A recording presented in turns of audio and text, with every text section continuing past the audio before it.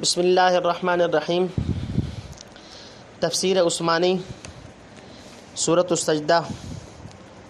الف لام میم الف لام میم تنزیل الکتاب لا ریب فیہ من رب العالمین، اتارنا کتاب کا اس میں کچھ دھوکہ نہیں پروردگار عالم کی طرف سے۔ نمبر 1، ام یقولون افترا، کیا کہتے ہیں کہ یہ جھوٹ باندھ لایا ہے؟ بل هو الحق من ربک لتنذر قوما ما اتاهم من نذیر من قبلک لعلهم یہتدون، کیوں نہیں وہ ٹھیک ہے تیرے رب کی طرف سے تاکہ تو ڈر سنا دے ان لوگوں کو جن کے پاس نہیں آیا کوئی ڈرانے والا تجھ سے پہلے تاکہ وہ راہ پر آئیں۔ نمبر 2، اللہ الذی خلق السماوات والارض وما بینہما فی 6 ایام ثم استوى علی العرش، اللہ ہے جس نے بنایا آسمان اور زمین اور جو کچھ ان کے بیچ میں ہے 6 دن کے اندر، پھر قائم ہوا عرش پر۔ نمبر 3، ما لکم من دونہ من ولی ولا شفیع، کوئی نہیں تمہارا اس کے سوائے حمایتی اور نہ سفارشی، افلا تتذکرون، پھر تم کیا دھیان نہیں کرتے؟ نمبر 4، یدبر الامر من، تدبیر سے اتارتا ہے کام۔ تفسیر۔ نمبر 1، بلا شبہ یہ کتاب مقدس رب العالمین نے اتاری ہے، نہ اس میں کچھ دھوکہ ہے نہ شک و شبہ کی گنجائش۔ نمبر 2، قرآن وحی الہی ہے، اس کے دلائل، یعنی جس کتاب کا معجز اور من اللہ ہونا اس قدر واضح ہے کہ شک و شبہ کی قطعاً گنجائش نہیں۔ کیا اس کی نسبت کفار کہتے ہیں کہ پیغمبر اپنی طرف سے گھڑ لایا ہے اور معاذ اللہ جھوٹ طوفان خدا کی طرف نسبت کرتا ہے؟ حد ہو گئی۔ جب ایسی روشن چیز میں بھی شبہات پیدا کیے جانے لگے، ذرا غور و انصاف کرتے تو معلوم ہو جاتا کہ یہ کتاب ٹھیک پروردگار عالم کی طرف سے آئی ہے تاکہ اس کے ذریعے سے آپ اس قوم کو بیدار کرنے اور راہ راست پر لانے کی کوشش کریں جن کے پاس قرنوں سے کوئی بیدار کرنے والا پیغمبر نہیں آیا۔ سوچنے کی بات ہے کہ آدمی اپنی طرف سے وہی چیز بنا کر لاتا ہے یا بنا سکتا ہے جس کی کوئی نظیر یا زبردست خواہش اس کے ماحول میں پائی جاتی ہو۔ کسی ملک میں ایسی بات دفعتاً منہ سے نکال دینا جو ان کی سینکڑوں برس کی مسخ شدہ ذہنیت اور مذاق کے یکسر مخالف ہو اور جس کے قبول کی ادنیٰ ترین استعداد بھی بظاہر نہ پائی جائے، کسی عاقل کا کام نہیں ہو سکتا۔ ہاں، اللہ تعالیٰ کی قدرت قاہرہ کسی کو معمور کرے وہ الگ بات ہے۔ پس نبی امی صلی اللہ علیہ وسلم جن کا عاقل الناس ہونا ان کو بھی تسلیم کرنا پڑا جو آپ کو معاذ اللہ مفتری کہتے ہیں۔ اگر کوئی بات بنا کر لاتے تو یقیناً ایسی لاتے جو عرب کی اس فضا کے مناسب اور عام جذبات کے موافق ہوتی اور جس کا کوئی نمونہ ان کے گرد و پیش پایا جاتا۔ یہی بات ایک انصاف پسند کو یقین دلا سکتی ہے کہ وہ خود اپنی ذاتی خواہش سے کھڑے نہیں ہوئے اور نہ جو پیغام لائے وہ ان کا تصنیف کیا ہوا تھا۔ نمبر 3، اس کا بیان سورہ اعراف میں 8ویں پارہ کے اختتام کے قریب گزر چکا ہے، ملاحظہ کر لیا جائے۔ نمبر 4، یعنی دھیان نہیں کرتے کہ اس کے پیغام اور پیغمبر کو جھٹلا کر کہاں جاؤ گے؟ تمام زمین و آسمان، عرش سے فرش تک اللہ کی حکومت ہے۔ اگر پکڑے گئے تو اس کی اجازت اور رضا کے بدون کوئی حمایت اور سفارش کرنے والا بھی نہ ملے گا۔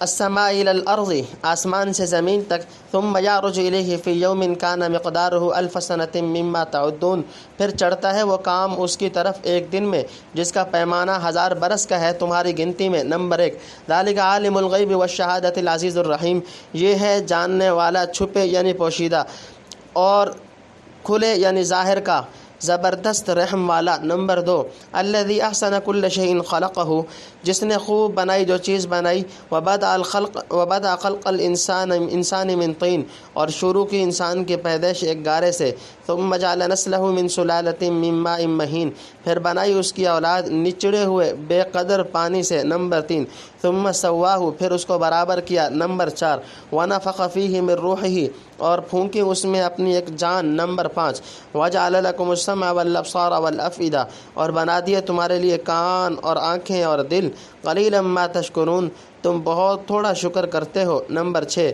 وقالوا اذا ضللنا فی الارض انا لفی خلق جدید، اور کہتے ہیں کیا جب ہم رل گئے زمین میں کیا ہم کو نیا یعنی نئے سرے سے بننا ہے؟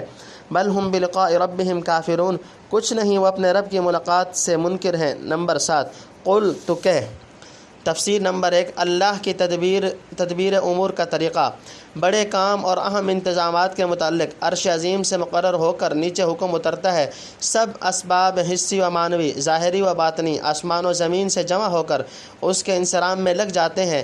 آخر وہ کام اور انتظام اللہ کی مشیت و حکمت سے مدتوں جاری رہتا ہے، پھر زمانہ دراز کے بعد اٹھ جاتا ہے۔ اس وقت اللہ کی طرف سے دوسرا رنگ اترتا ہے، جیسے بڑے بڑے پیغمبر جن کا اثر قرنوں رہا، یا کسی بڑی قوم میں سرداری جو نسلوں تک چلی، وہ 1000 برس اللہ کے ہاں ایک دن ہے، موضح بتغیر یسیر۔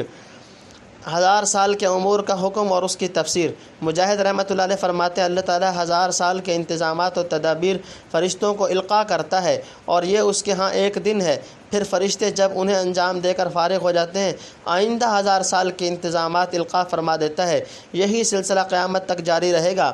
بعض مفسرین آیت کا مطلب یہ لیتے ہیں کہ اللہ کا حکم آسمانوں کے اوپر سے زمین تک آتا ہے، پھر جو کارروائیاں اس کے متعلق یہاں ہوتی ہیں وہ دفتر اعمال میں درج ہونے کے لیے اوپر چڑھتی ہیں، جو سمائے دنیا کے محدب پر واقع ہیں، اور زمین سے وہاں تک کا فاصلہ آدمی کے متوسط رفتار سے 1000 سال کا ہے، جو خدا کے ہاں ایک دن قرار دیا گیا ہے۔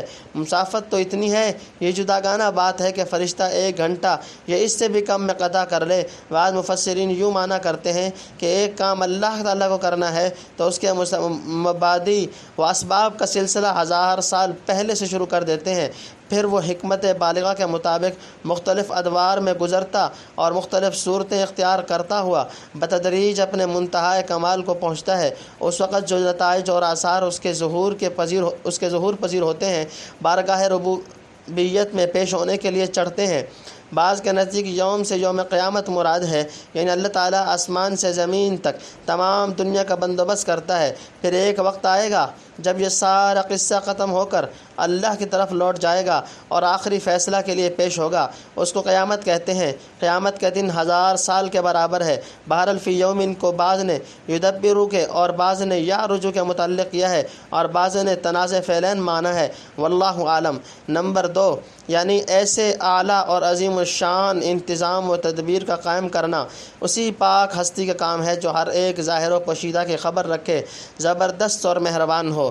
نمبر 3، انسانوں اپنی تخلیق میں غور کرو، یعنی نطفہ جو بہت سی غذاؤں کا نچوڑ ہے۔ نمبر 4، یعنی شکل و صورت، اعضاء، موضوع متناسب رکھے۔ نمبر 5، اللہ کی روح کا مطلب۔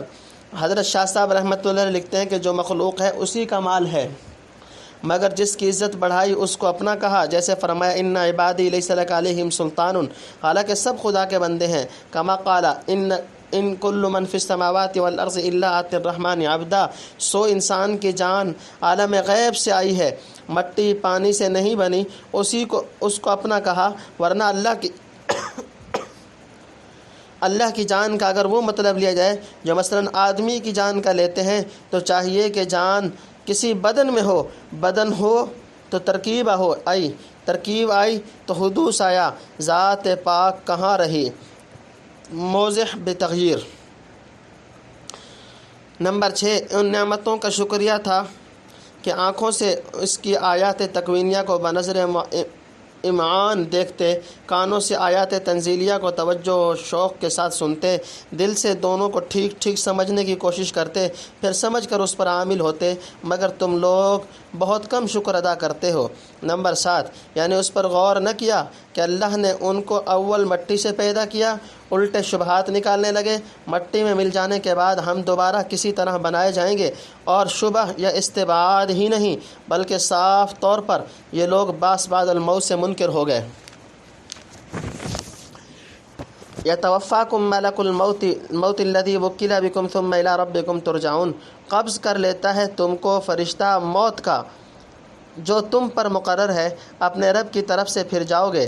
نمبر 1، وَلَوْ تَرَىٰ إِذِ الْمُجْرِمُونَ نَاكِسُو رُءُوسِهِمْ عِندَ رَبِّهِمْ، اور کبھی یعنی تجھ کو تعجب ہوا اگر تو دیکھے جس وقت کے منکر سر ڈالے ہوئے ہوں گے اپنے رب کے سامنے۔ نمبر 2، ربنا ابصرنا وسمعنا فرجعنا نعمل صالحا انا موقنون، اے رب ہم نے دیکھ لیا اور سن لیا، اب ہم کو پھر بھیج دے کہ ہم کریں بھلے کام، ہم کو یقین آ گیا۔ نمبر 3، وَلَوْ شِئْنَا لَآتَيْنَا كُلَّ نَفْسٍ هُدَاهَا وَلَكِنْ حَقَّ الْقَوْلُ مِنِّي لَأَمْلَأَنَّ جَهَنَّمَ مِنَ الْجِنَّةِ وَالنَّاسِ أَجْمَعِينَ، اور اگر ہم چاہتے تو سجھا دیتے ہر جی کو اس کی راہ، لیکن ٹھیک پڑ چکی یعنی پکی ہو چکی میری کہی بات کہ مجھ کو بھرنی ہے دوزخ جنوں اور آدمیوں سے اکٹھے۔ نمبر 4، فَذُوقُوا بِمَا نَسِيتُمْ لِقَاءَ يَوْمِكُمْ هَٰذَا، سو اب چکھو مزہ جیسے تم نے بھلا دیا تھا اس اپنے دن کے ملنے کو، انا نسیناکم، ہم نے بھی بھلا دیا تم کو۔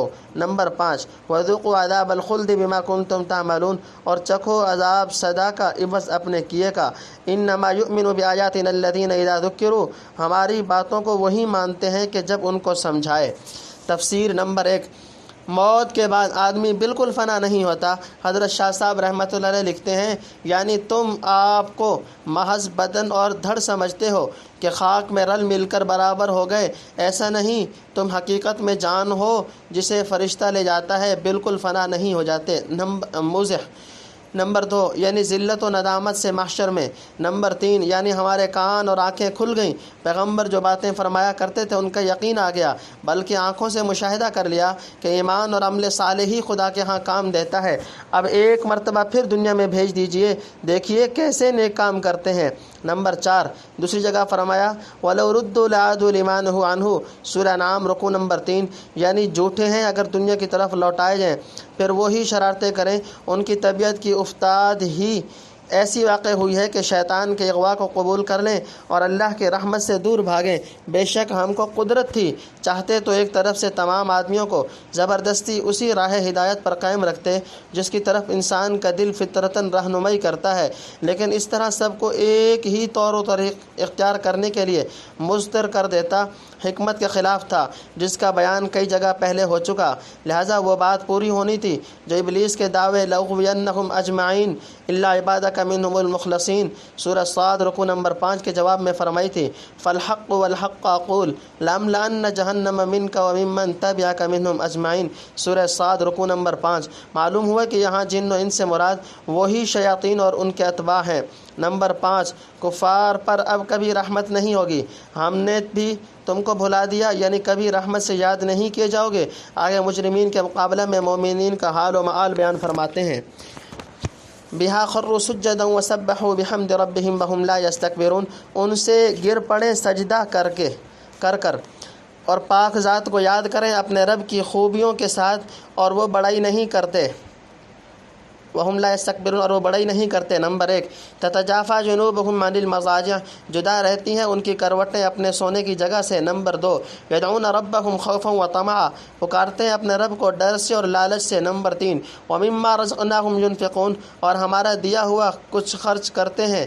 فَلَا تَعْلَمُ نَفْسٌ مَّا أُخْفِيَ لَهُم مِّن قُرَّةِ أَعْيُنٍ، سو کسی جی کو معلوم نہیں جو چھپا دھری ہے ان کے واسطے آنکھوں کی ٹھنڈک، جزاء بما كانوا يعملون، بدلہ اس کا جو کرتے تھے۔ نمبر 4، افمن كان مؤمنا كمن كان فاسقا لا يستوون، بھلا ایک جو ہے ایمان پر برابر ہے اس کے جو نافرمان ہے، نہیں برابر ہوتے۔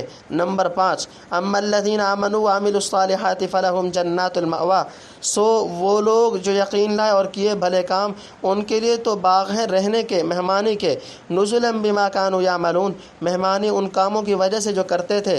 نمبر 6، وَأَمَّا الَّذِينَ فَسَقُوا فَمَأْوَاهُمُ النَّارُ، اور وہ لوگ جو نافرمان ہوئے سو ان کا گھر ہے آگ، كُلَّمَا أَرَادُوا أَن يَخْرُجُوا مِنْهَا أُعِيدُوا فِيهَا، جب چاہیں کہ نکل پڑیں اس میں سے الٹا دیے جائیں پھر اسی میں۔ تفسیر نمبر 1، مومنین کا خوف و خشیت، یعنی خوف و خشیت اور خشوع و خضوع سے سجدہ میں گر پڑتے ہیں، زبان سے اللہ کی تسبیح و تحمید کرتے ہیں، دل میں کبر و غرور اور بڑائی کی بات نہیں رکھتے، جو آیات اللہ کے سامنے جھکنے سے مانے ہو۔ نمبر 2، تہجد پڑھنے والوں کی مدح، یعنی میٹھی نیند اور نرم بستروں کو چھوڑ کر اللہ کے سامنے کھڑے ہوتے ہیں، مراد تہجد کی نماز ہوئی، جیسا کہ حدیث صحیح میں مذکور ہے۔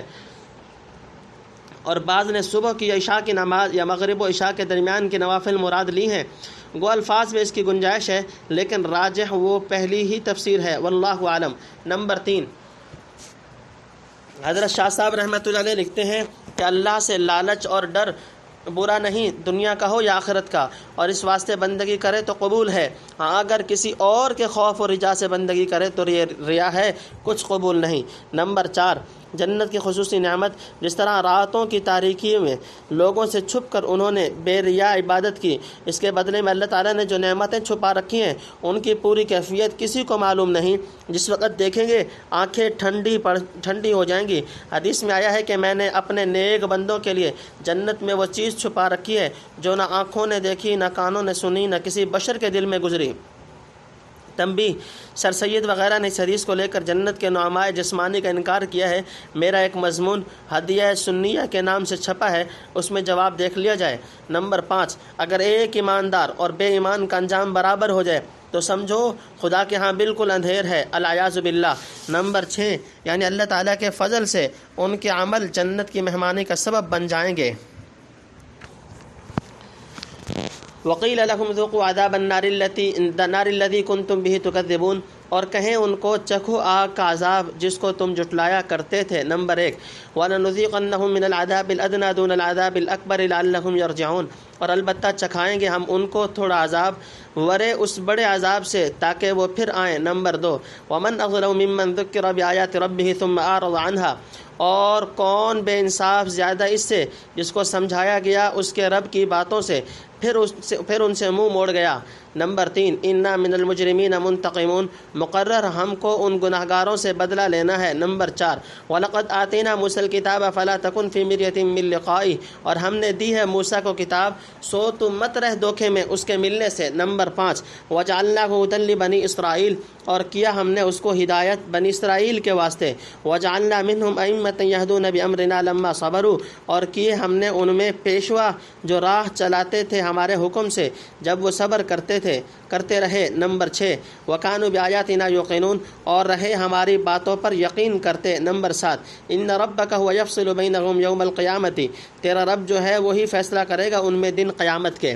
تفسیر۔ نمبر 1، جہنم میں کفار کی حالت، کبھی کبھی آگ کے شعلے جہنمیوں کو دروازے کی طرف پھینکیں گے، اس وقت شاید نکلنے کا خیال کریں، فرشتے پھر ادھر ہی دھکیل دیں گے کہ جاتے کہاں ہو، جس چیز کو جٹلاتے تھے ذرا اس کا مزہ چکھو، اللہم اعذنی من النار واجرنی من غضبک۔ نمبر 2، دنیا میں عذاب کا نمونہ، یعنی آخرت کے بڑے عذاب سے قبل دنیا میں ذرا کم درجہ کا عذاب بھیجیں گے تاکہ جسے رجوع کی توفیق ہو، ڈر کر خدا کی طرف رجوع ہو جائے۔ کم درجہ کا عذاب یہی دنیا کے مصائب، بیماری، قحط، قتل، قید، مال اور اولاد وغیرہ کی تباہی وغیرہ۔ نمبر 3، یعنی سمجھنے کے بعد پھر گیا۔ نمبر 4، جب تمام گناہگاروں اور ظالم مجرموں سے بدلہ لینا ہے تو یہ ازلم کیوں کر بچ سکتے ہیں۔ آگے رسول اللہ صلی اللہ تعالی وسلم کو تسلی دیتے ہیں کہ آپ صلی اللہ تعالی وسلم ان کے ظلم و اعراض سے دلگیر نہ ہوں۔ پہلے موسیٰ کو ہم نے کتاب دی تھی جس سے بنی اسرائیل کو ہدایت ہوئی، اور اس کی پیروی کرنے والوں میں بڑے بڑے دینی پیشوا اور امام ہو گزرے۔ آپ کو بھی بلا شبہ اللہ کی طرف سے عظیم الشان کتاب ملی ہے جس سے بڑی مخلوق ہدایت پائے گی، اور بنی اسرائیل سے بڑھ کر آپ کی امت میں امام اور سردار اٹھیں گے۔ رہے منکر، ان کا فیصلہ خدا حق تعالیٰ خود کر دے گا۔ نمبر 5، یہ درمیان میں جملہ معترضہ ہے، یعنی بے شک و شبہ موسیٰ کو کتاب دی گئی اور آپ کو بھی اسی طرح کی کتاب ملی، اس میں کوئی دھوکہ اور فریب نہیں۔ یا موسیٰ کے ذکر پر فرما دیا کہ تم جو موسیٰ سے شب معراج میں ملے تھے وہ سچی حقیقت ہے، کوئی دھوکہ یا نظر بندی نہیں۔ نمبر 6، دنیا کے شدائد اور منکرین کے جور و ستم پر۔ نمبر 7، یعنی مسلمان اللہ کے وعدوں پر یقین رکھیں اور سختیوں پر صبر کر کے اپنے کام پر جمے رہیں تو ان کے ساتھ بھی حق خدا کا یہی معاملہ ہوگا، چنانچہ ہوا اور خوب ہوا۔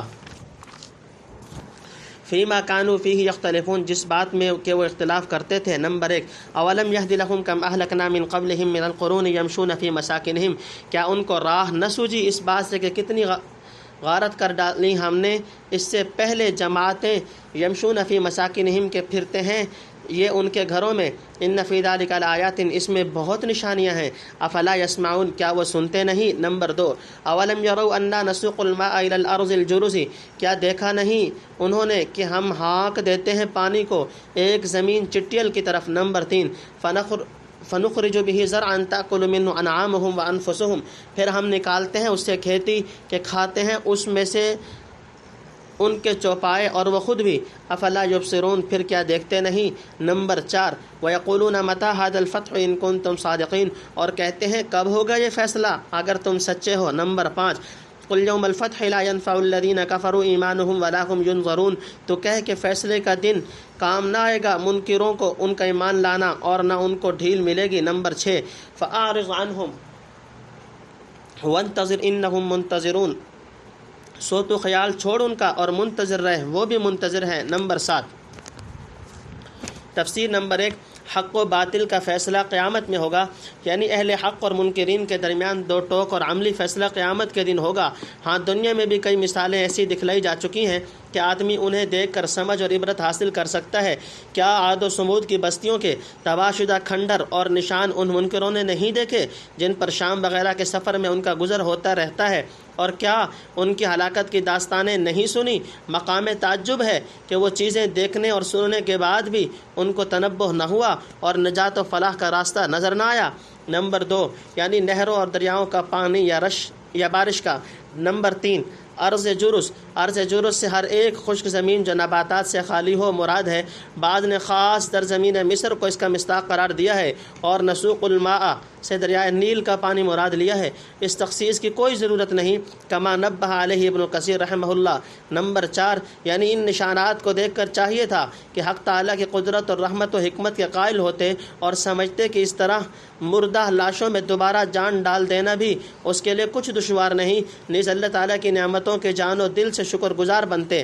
نمبر 5 قیامت پر کفار کا شبہ اور اصرار۔ پہلے فرمایا تھا کہ ان کا فیصلہ قیامت کے دن کیا جائے گا، اس پر منکرین کہتے ہیں کہ قیامت کہے جاتے ہو، اگر سچے ہو تو بتاؤ وہ دن کب آ چکے گا؟